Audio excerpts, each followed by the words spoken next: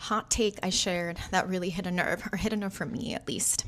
I think people who don't have children or choose not to have children often think about whether or not they're going to have them more than people who actually do. Hi, I'm Claudia. I'm a licensed clinical therapist. If you're new here, I talk about mental health in the Latino community and culture and just things that we don't often talk about. So let me explain. For a lot of us, especially in Latino families, not only, but in Latino families, choosing not to have kids is not random or selfish. It's something a lot of us sit with for years. We reflect, some of us may go to therapy, and we think about the kind of life we actually want. We also think about how parentification maybe stole our childhood from us, how a lot of us already were raising kids, siblings, or emotionally had to support our parents, or just were responsible way too early. So when we grow up and really question motherhood, it's not because we don't understand it. It's actually the opposite. We already understand it pretty well. And in our community, there's still so much pressure to have kids. It's almost as if motherhood is our ultimate purpose. Like if you don't become a mom, nothing else really counts. The degrees, the good job, the marathon you just ran. What if we emphasized higher education as much as we emphasize having a baby? People also assume that if you don't have kids, you're not really that busy. When in reality, I'm very busy doing the things that I want to do because I can.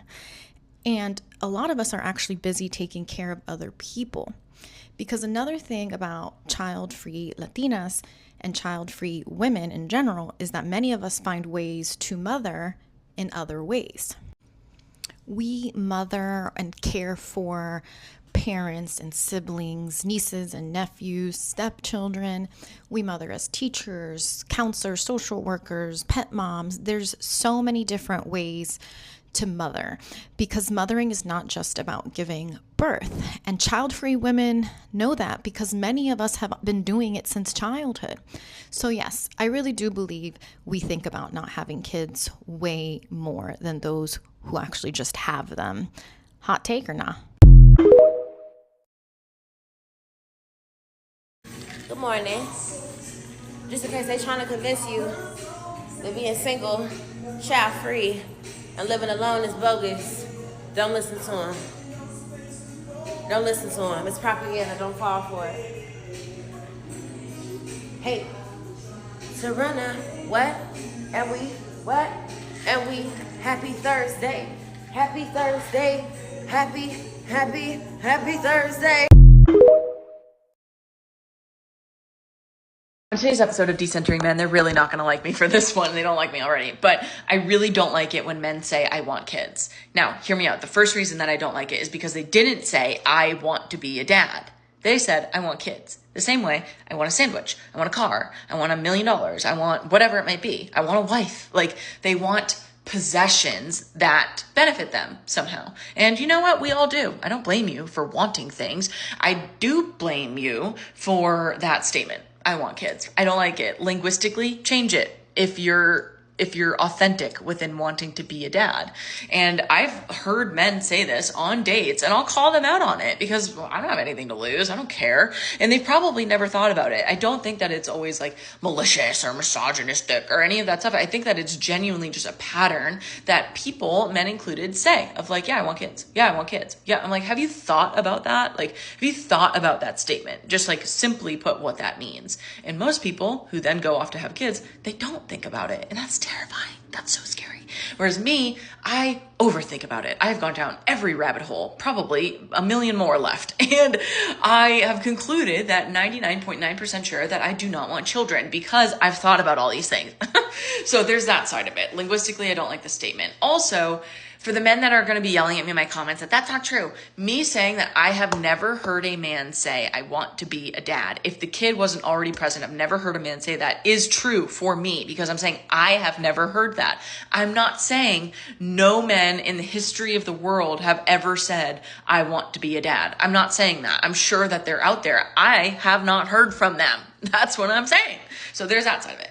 The next level is a little bit more spicy, and I just don't love the level of biological entitlement that goes into that statement. All men have to do for a baby is literally orgasm, is ejaculate, is come. That's it. That's all they have to do. Women most likely did not come. Let's be so for real. And then they have to go through pregnancy, grow the whole ass baby inside of them. And I always think about, like, this woman is holding like a 30-pound watermelon just on her stomach, just right here, just holding it all the time. I'm like, that's literally let's just say a 3-month for the third trimester, a farmer's carry. Like, oh my God, that's so uncomfortable. I can't even imagine. And everything's swollen. And then you have to go through labor. Like, these are the things that I think about. And men are just like, yeah, I want kids. It's like, you better lick the ground that woman walks on whenever that happens for you, because she is going through biological warfare. And yes, it is absolutely one of the most beautiful, if not the most beautiful processes on this planet, is the fact that a woman can create a baby. It can create life. I'm not saying it's gross or anything to be ashamed of. I think it's literally incredible, like unbelievable. And men just have to come. Ew, like, they do nothing. These are the things that I think about. So that is why I don't really like it when I hear that statement. And guess what? If you're a man, you don't like that, you don't have to like it. The cost of choosing differently. We talk a lot about different choices that we have, especially now in modern age where women have a lot of freedom and choices, but we rarely ever talk about the cost of choosing differently, especially when it comes to womanhood, motherhood, and how women choose to live our lives and design our lives. Choosing differently often means being misunderstood, especially by people who once felt that they were close to you, family members, colleagues, or anybody that thinks they know you. It means navigating conversations where your choices are going to be questioned not out of curiosity, but out of discomfort and sometimes even judgment. It means carrying the emotional weight of going against the script, against the narrative, and against what people believe is what women are designed to do. That we were never designed to be autonomous in our mind, but we are designed to follow the worldly script that womanhood equals motherhood. What I've come to understand is this. Every aligned decision costs something upfront and even in the long term, but misaligned decisions cost you quietly over time. A lot of people tend to say you'll regret the decisions that you haven't made. And I truly believe that. In life, we do regret the decisions that we haven't made. And sometimes we do regret the decisions that we have made. They cost us your energy. It costs us your clarity. It costs us your time. It costs you pieces of yourself that you don't notice leaving until you're exhausted. Because choosing differently doesn't come in a vacuum, especially when it comes to womanhood.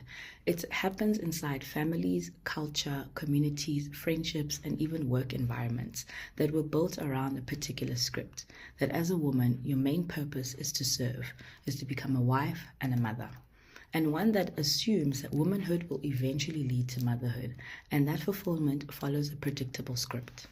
Choosing to be child-free comes with a lot of destabilization. Not because you are wrong in your decision, but because it's unfamiliar to many people.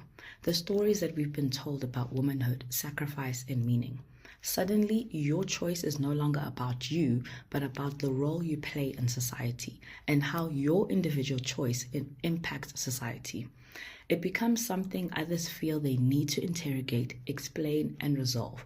Oh, you'll regret it later, or you'll change your mind, or you're still young, you may come up against. You find yourself navigating conversations and questions where your decision is not questioned out of curiosity, but out of discomfort.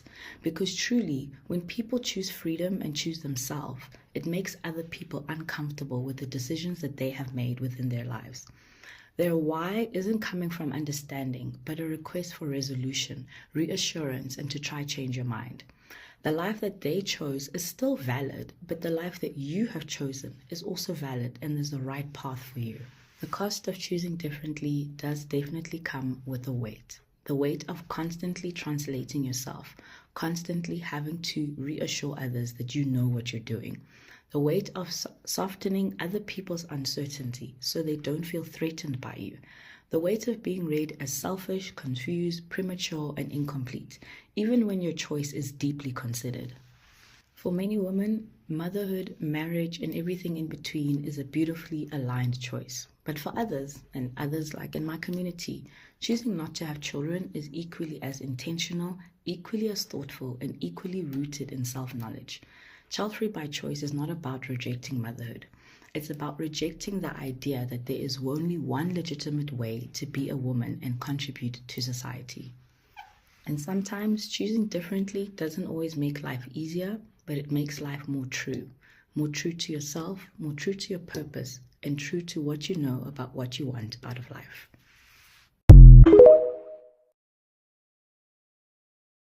As a woman, there's a moment in your early 30s that you look around and all of a sudden, all your friends are either married, soon to be married, or having children. For me, that moment was 33.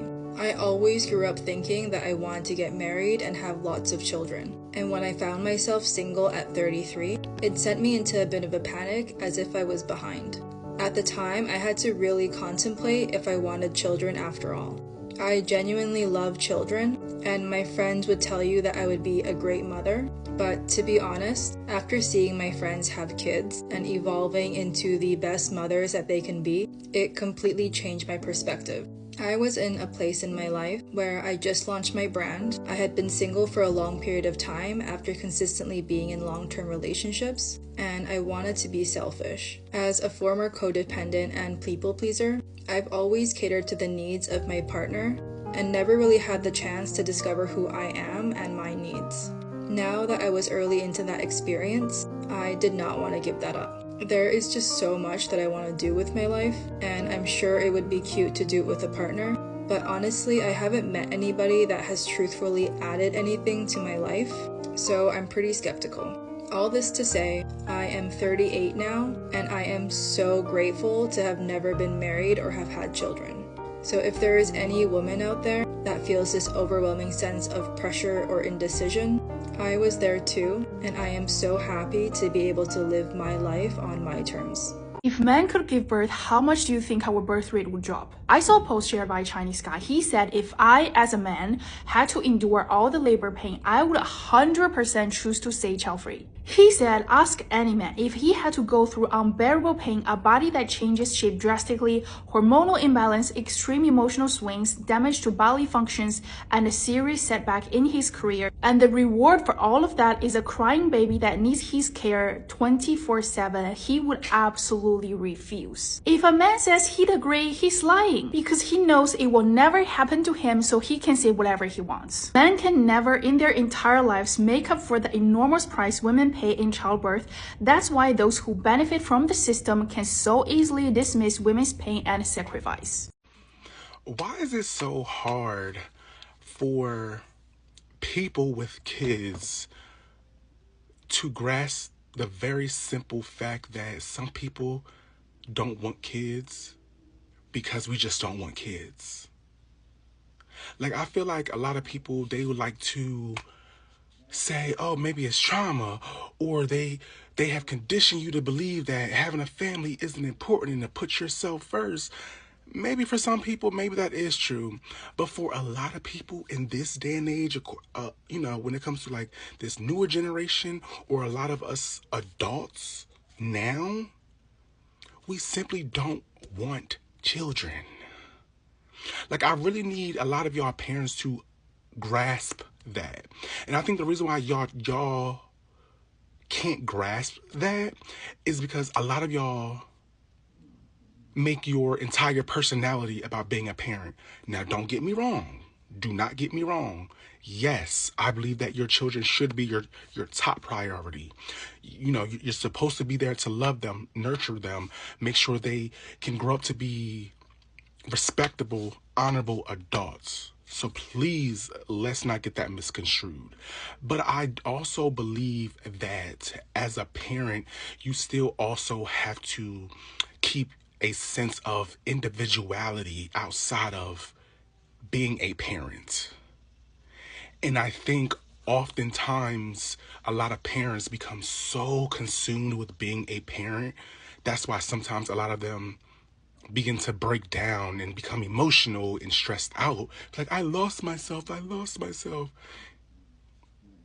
it'll happen being a parent. I can understand that it can happen because your children take up so much of your time. They're always needing something. You have to be there. You got to do this and do that. I get it. But I feel like it's very important to not lose yourself as a parent. Now, me personally, I decided for 2 reasons why I didn't personally want children.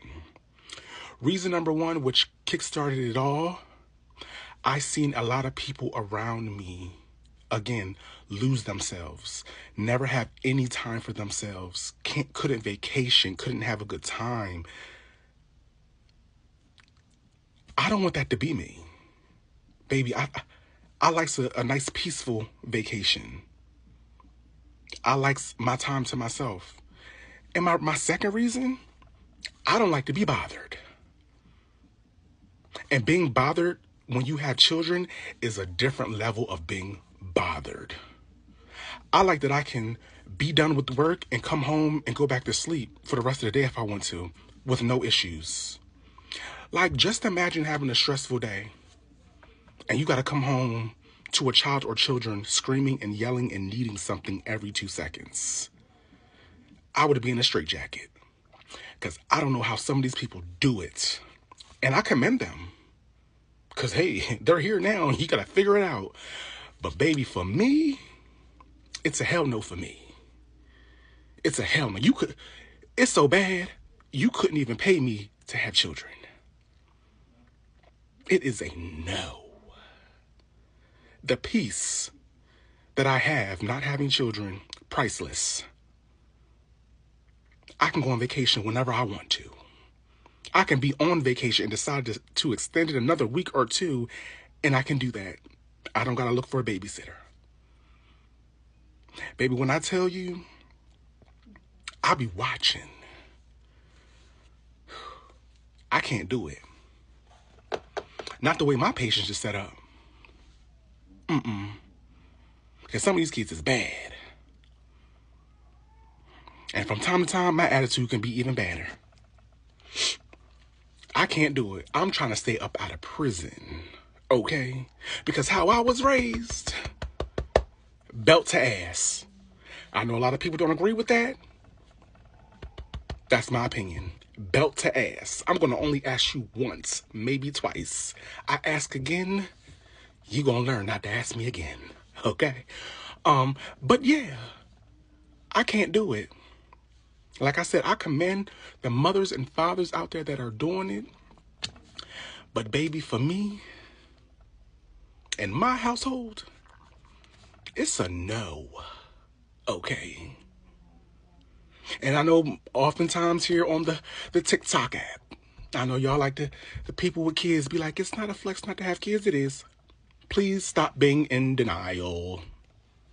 Because y'all say it's not a flex, but we watch y'all stress the hell out on a daily basis, pulling y'all edges out from the root. Okay? I know y'all love y'all kids, because that's what y'all, but I love my kids. You're supposed to. You're supposed to. You brought them here, they didn't ask to be here. You're supposed to. Okay? Okay? But like I said, it's a no for me. It's a hell no.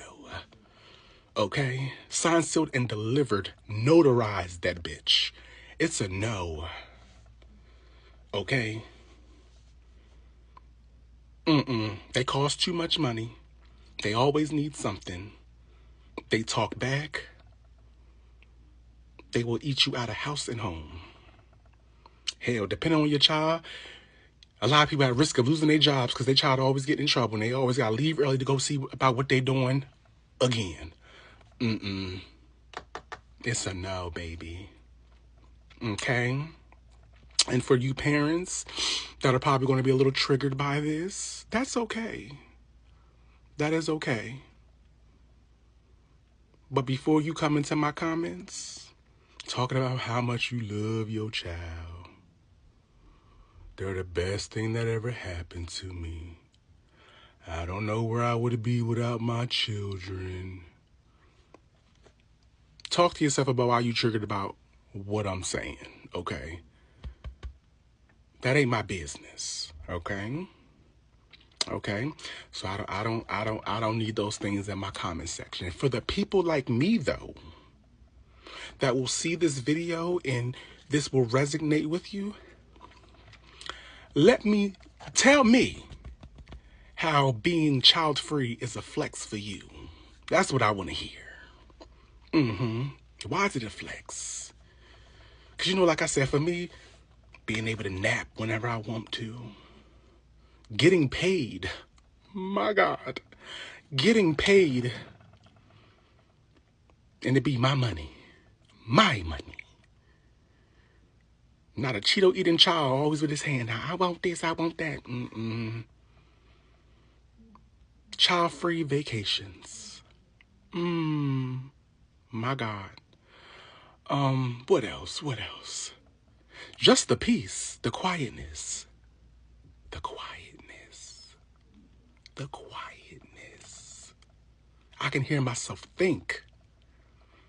I can get up in the morning, only got to worry about me, what I need to eat, where I need to go, and come back and chill, watch TV, go for a walk, sit on TikTok for the rest of the day if I choose to do that. It's amazing over here, baby. So like I said, it's a no for me, okay? It's not a no. It's a hell no for me, okay? And, fuck them kids. Fuck them. Fuck them. Fickety fuck them kids, okay? Hear me when I say it. Hell no. How about we stop asking people to intentionally be bad parents because their reasoning for them not wanting children isn't good enough for you? Well, you should just have one. Bitch, I said that I'm selfish and I'm impatient. Are you not listening to me? If that's not a good enough reason for me not to have kids, and you're still hell-bent on trying to decide what I do with my womb, and you're like, you should at least have one, and I'm telling you, I know myself, that's weird of you. You don't know that you might change when you have one. No, I won't. Because I don't want to. I love my life. I love my free time. I love waking up when I want. I love going to sleep when I want. I love eating what I want and not having to share my food. I love that shit. I love not having to pay for daycare. I love that shit. What? I love going through my day and not hearing eat or hearing mama threw up. I love that. And you're like, well, maybe if you just have one, you'll change your mind. No, the fuck I won't. Listen to me when I say this. Do not have kids. And I won't. That's why I say fuck them kids. Y'all be sitting here having all these children and they want to get online and cry about it. We've been telling y'all to stop having children. We've been saying this for the longest. Stop having children if you can't take care of one. Regardless of what disorder, if they're a bad child, if they're on a spectrum, if they just whatever. If you know you can't take care of no child, don't have no child. Please. There's a woman going viral right now for saying that she doesn't want to have children because she doesn't want to have a disabled or chronically ill or like medically complex child. And a few people tagged me in the video, which I've seen. And just so you know, I agree with her. She's correct. I'm so happy to see more people having this conversation, and I was especially happy seeing a disabled adult chime in on that conversation, literally agreeing. As someone who has said multiple times on this platform that I don't want to have kids simply because I don't want to be the primary caregiver to a healthy child, not to talk about a disabled child. If I don't want to be a primary caregiver to a healthy child, you know damn straight I don't want to be the primary caregiver to a disabled child or to a child with special needs. And as somebody who is obviously visibly religious, I'm going to add on to this conversation and say, if you are not prepared to have a child who is gay or homosexual or part of the LGBTQIA plus in any way, you should not be having children. And I know that's going to ruffle feathers. And I'm going to add another one to it. If you are not ready to have a child who is not an outstanding citizen of the world, you should not be having children. If you're not ready for the possibility that, hey, I don't know, maybe my child might be dumb, or maybe my child might be a criminal, or maybe my child, I don't know, might have an OnlyFans and might be a sex worker for a living. you are not ready to have children. And talking to, the process of trying to get married, because I do want to get married, but I don't want to have children. But whenever I'm talking to Muslim men and this conversation comes up, I want to be child free. That means I don't want to have my kids. I don't want to take care of your kids that you had with somebody else. And I don't want to adopt. Like, I want to be child free. I don't want to be a primary giver to a child under any circumstances. Whenever we're talking, I often ask them, why do you want to have kids? And I have a problem with this answer of my legacy, because your legacy is actually yourself. And I don't understand why a lot of people are not seeing that. You are your legacy because you know whose actions you can control. The only person's actions you can control is yours. You have no control over what kind of child you have. You have no control over what their actions would be. You have no control on their impact in the world. The only person you have control on those three things, which in turn coin legacy and they become your legacy, is you, your actions, your career decisions, your impact on the world and people around you. That is where your control stops. Your control is literally limited to you. So I have a problem with people who say they want to have kids because that's going to be their legacy. That's dumb. That's dumb. And last one, do not have a child if you are not prepared to be a single parent. Somebody could die. You literally have no control over that. Somebody could die and you are thrusted into the world of single parenthood. Do not have a child if you are not ready to be a single parent, because the circumstances that can put you in that, you have no control over. Wow, that's crazy. And Muslims are so funny because whenever you would bring this up and they're like, astaghfirullah. Yes, brother, astaghfirullah. Your child still has Down syndrome. Where do you go from here? Okay, astaghfirullah. Your child is still very much gay. Where do we go from here? Y'all need to be so for real. Anyway, I just prayed Fajr and the video came across my For You page and I was like, you know what? Let me share some post-Fajr thoughts, because as somebody who does not want to have children, more people need to be thinking about some of these possibilities. And whenever you say that, especially to African Muslims, it's almost as if you've cursed them. What if your child is gay, or what if your child is, not an outstanding citizen? Astaghfirullah. I mean, obviously, astaghfirullah, but you are literally not in control. Do y'all get this? Anyway, that's all from me. Bye-bye. Okay, so I'm probably gonna make a longer video about this conversation. And also, if what I'm talking about is not you and how you feel, then don't comment. Then it's not about you. If it isn't you, then you shouldn't take offense to this, okay? This isn't about a specific video I saw. It's more so just the general argument about how people deciding to not have children and being child-free is selfish. And it got me wondering, what do you mean selfish? Because when we contextualize selfish in relation to the whole have kids, don't have kids sort of conversation, it is implied that people who are child-free are being selfish towards someone else. But who is that someone else? It's definitely not the kid, because the kid does not exist. So who are we harming by putting ourselves first? Because that's what's being implied. It's being implied that we are putting ourselves before others. But who is the other when the child does not exist? Who is being harmed and who am I impeding on when I choose not to have kids? So that got me thinking, and I believe the reason why parents or people who plan to have kids say that child-free people are selfish is because their feelings were never considered and they feel pressured to meet the expectations either of their family, their community, and also society. A lot of parents, for example, regret their kids because their choice was pressured. A lot of people who are parents and a lot of people who are soon to be parents feel pressured to have kids. Some of them may think they don't. Some of them think that it's a personal choice that they're having kids, but subconsciously they are trying to meet the expectations that are put upon them. It makes no sense to call me selfish when I am not putting myself above another because that other does not exist. So I think that some parents, keyword some, never actually had the chance to make choices for themselves and that weren't basically coerced, meet someone else's expectations of them. And they see us as selfish because we don't give a fuck about that. We are actually making our own personal choices for ourselves and not for validation and not to meet anyone else's expectation. And maybe someone will say that me not considering the feelings of my family, oh, but what if your family wants to be, what if they want to be grandparents so bad and you're selfish for not letting them have that? So let me ask you this. Do you think it's sound that people need to ask for permission to have children? Because I can assure you a lot of parents and a lot of people who are becoming parents aren't asking for permission from their family, from their community to have children. They're not giving them a heads up, they're just popping out kids because they're allowed to. So why do I have to consider the feelings of people who don't control or run my life? And why am I selfish for not letting them impede on my life? Or why do I need to consider the feelings of others if they're not going to do the same? Okay, that's it. Bye. PSA, if you do not have children or you don't have them in tow with you, please don't park in the first parking spot next to the door. Reserve that for people who need it or have an extra 50 pounds to carry in the door with them. Don't be that person. You have legs, use them. And I would say fucking go use your legs, but you did, and you popped out a little twat. I made it our fucking problem.